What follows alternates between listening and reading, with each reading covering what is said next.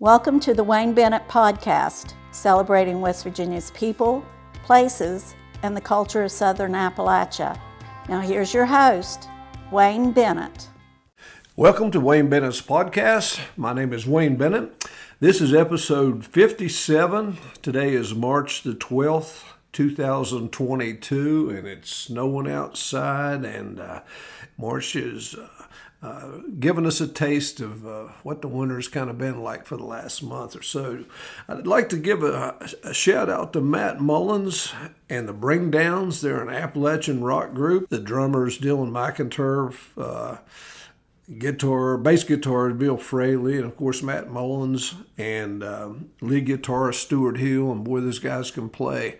And if you ever get a chance to hear them locally around the southern West Virginia area, and of course they branch out too, but go see them. And Matt even plays a little soloist every once in a while, does a real good job. We want to say thank you to those guys. And this past week, we had the state wrestling tournament. It was the 75th annual state wrestling tournament, started in 1948.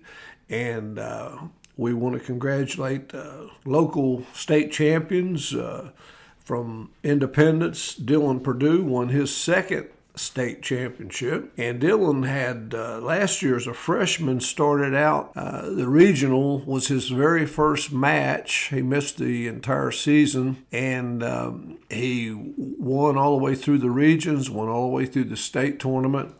And first, I'm pretty sure, is the first freshman to ever do that and win a state title, with the region being his first match. Colton Caron also won his first state championship this year from Independence. And from over at Woodrow Wilson, J.J. Bells, he won the state title in the AAA division. And I know he's the first freshman to ever win a state title at Woodrow Wilson High School.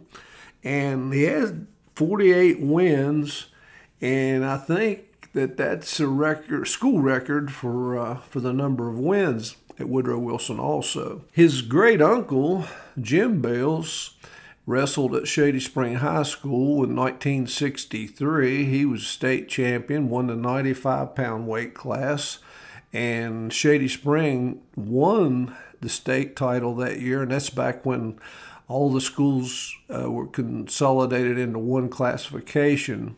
And I think that was the first state championship team that Shady Spring ever had in anything.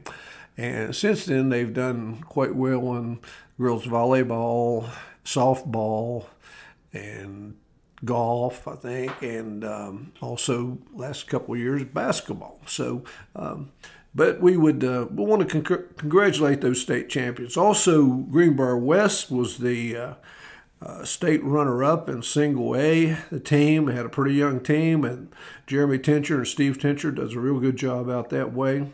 We want to congratulate Zach Sayre and Dan Tinch, who have the podcast Matt Time, and they won the Snyder Miller Media Award at the state tournament.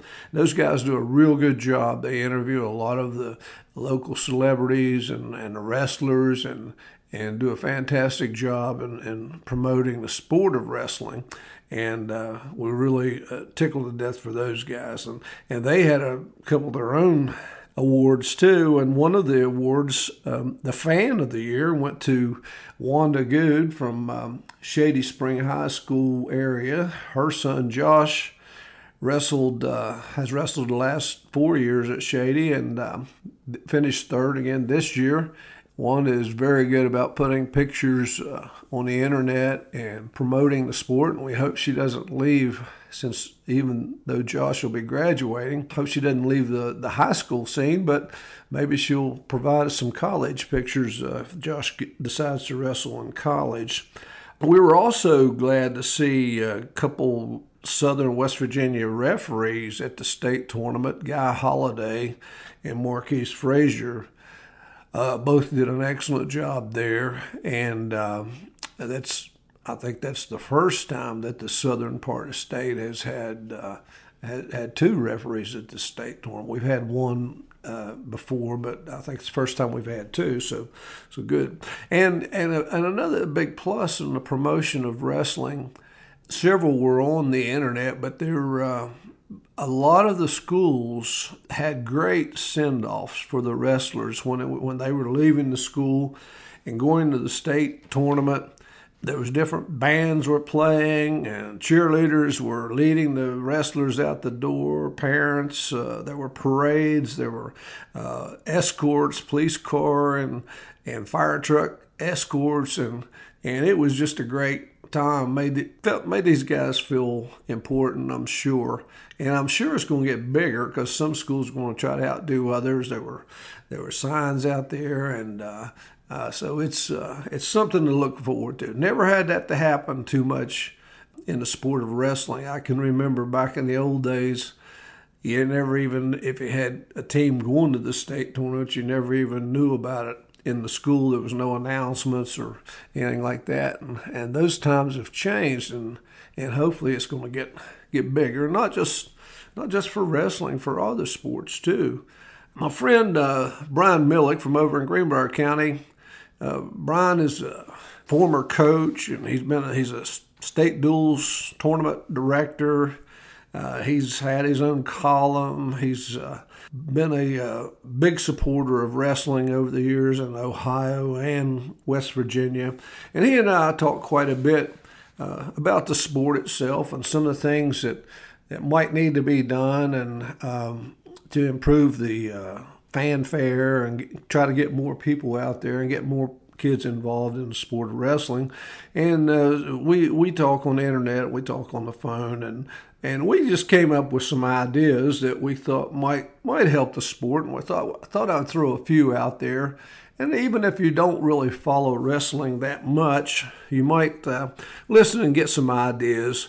And one of the things that we thought would be a great idea is, first of all, the wrestling teams, need to get their schedules out there, get them out there early so people know what's going on. And I know sometimes, especially with a winter sport, you have cancellations. And of course, we've had a pandemic last couple of years, and you have to make changes, those kind of things. But still, yet you have to have a plan, and those who fail to plan to fail.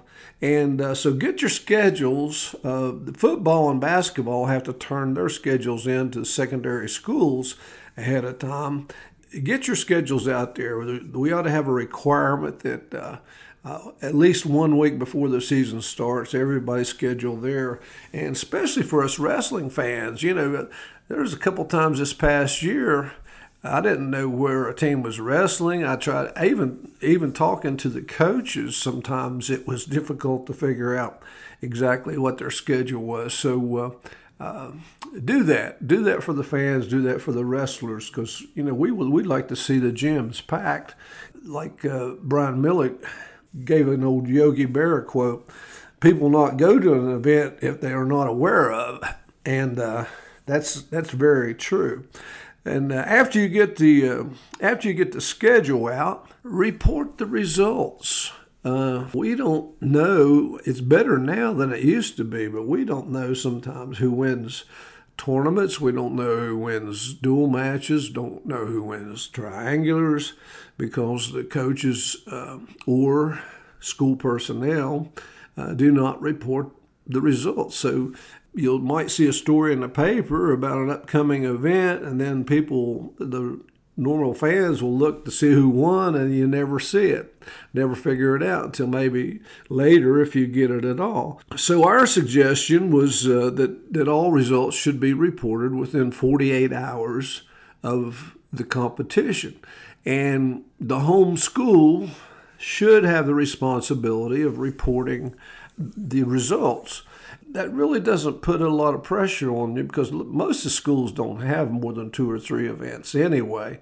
So it's not like you have to do something every week. And you've got, nowadays with the technology, especially in high schools and even in middle schools, you've got these tech kids that can do anything, and they can put the results on a laptop as they happen.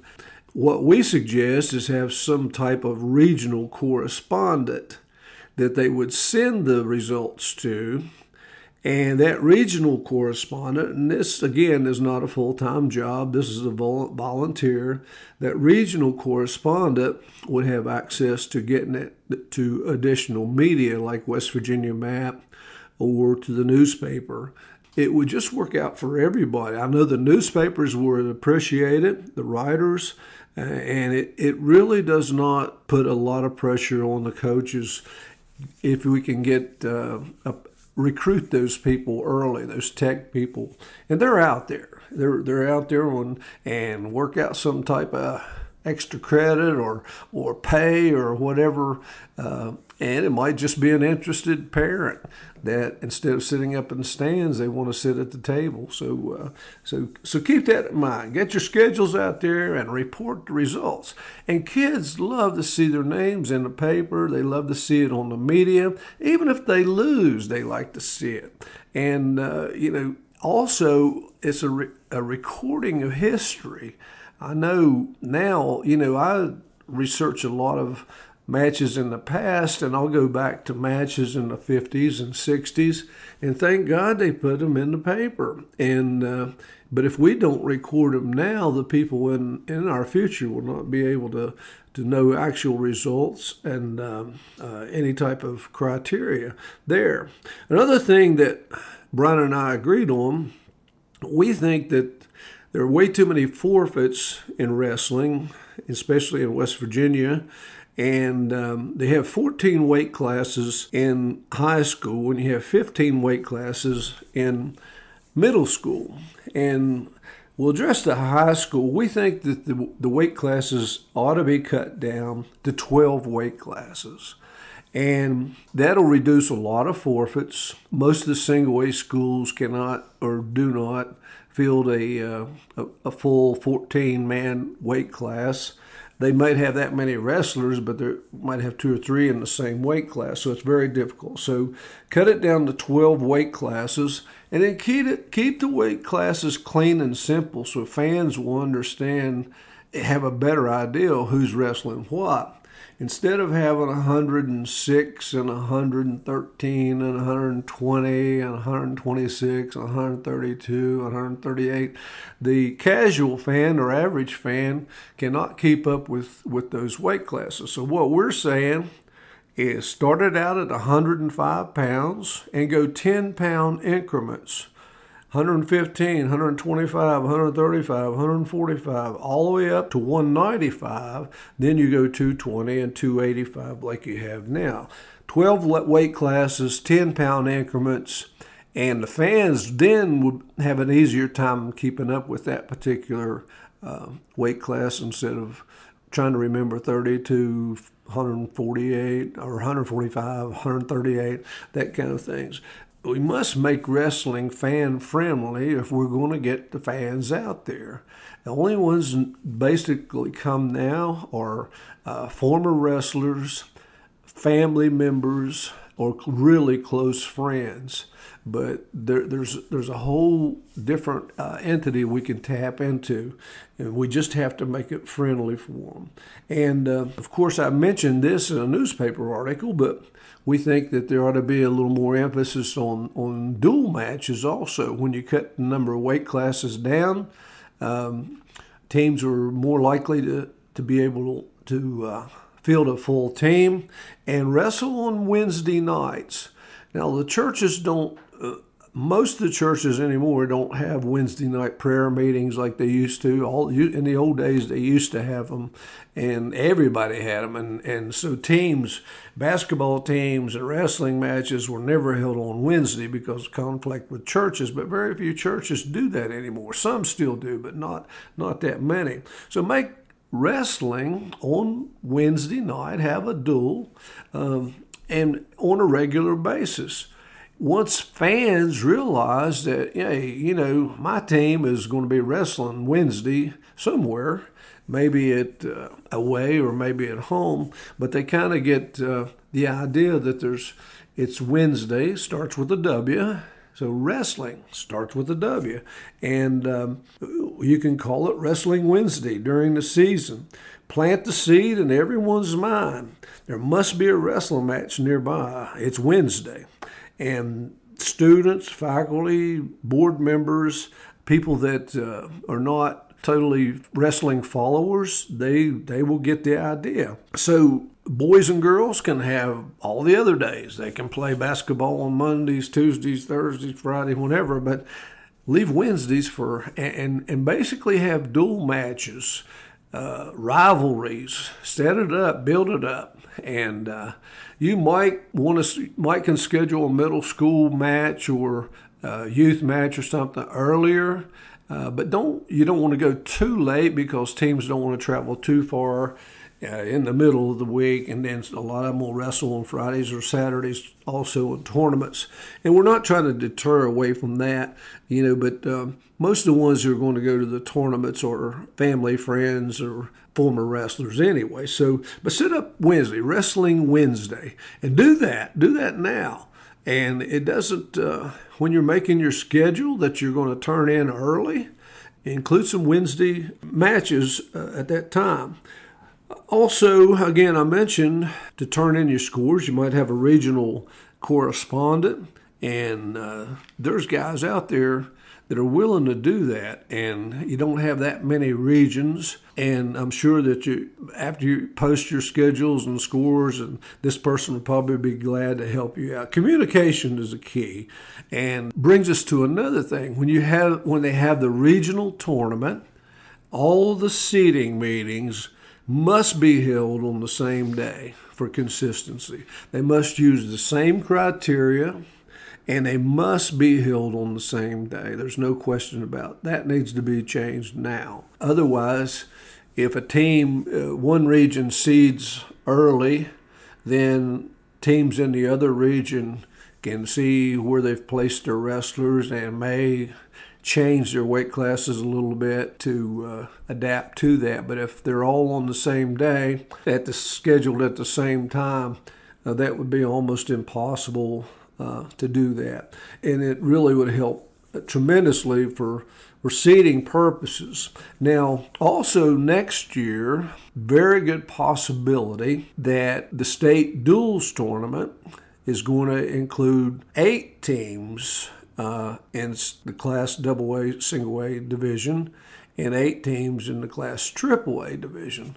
And this is not absolutely official yet, but that means that the top 2 teams in that region will go to the state tournament. And that'll give more kids a chance to participate. And so in your schedule, coaches, when this becomes totally official, you need to have a regional dual team quad. Basically, the top 4 teams in your region would wrestle off for the 2 spots that will go to the state tournament.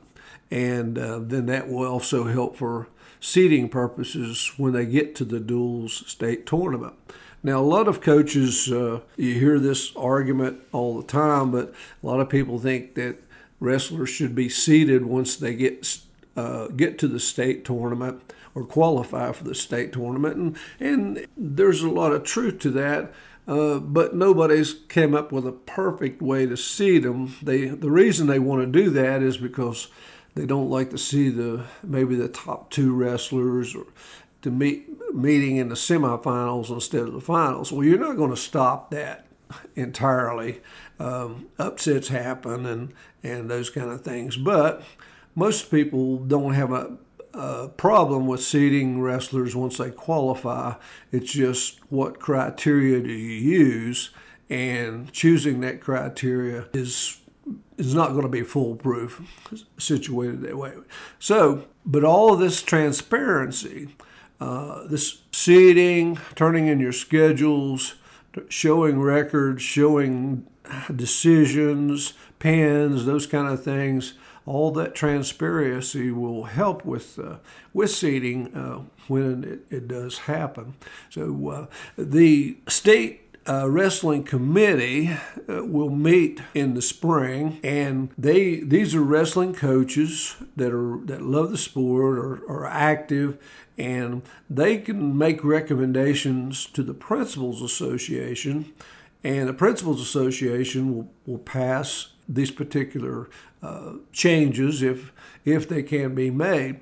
So it's not the secondary schools that makes the rules. The secondary schools gets the rules from the Principals Association, and then they have to enforce them. And sometimes it's a pretty tough task. But I think everybody's heart's in the right place. We just have. So let's make wrestling. Let's do it. Let's do it now. Let's make wrestling fan friendly and the great sport that it is. And keep on keeping on and let's support these kids who are out there and try to make it much better. But those are just a few suggestions from Brian Miluk and I. And if you want to respond, you can contact me at awbennett50@gmail.com. And I'd love to hear from you. Or you can contact the podcast on Facebook.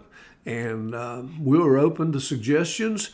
We do plan on doing a little more promoting of our ideas, and so maybe you'll put something in our head that we can add to the list, and we would love to hear from you.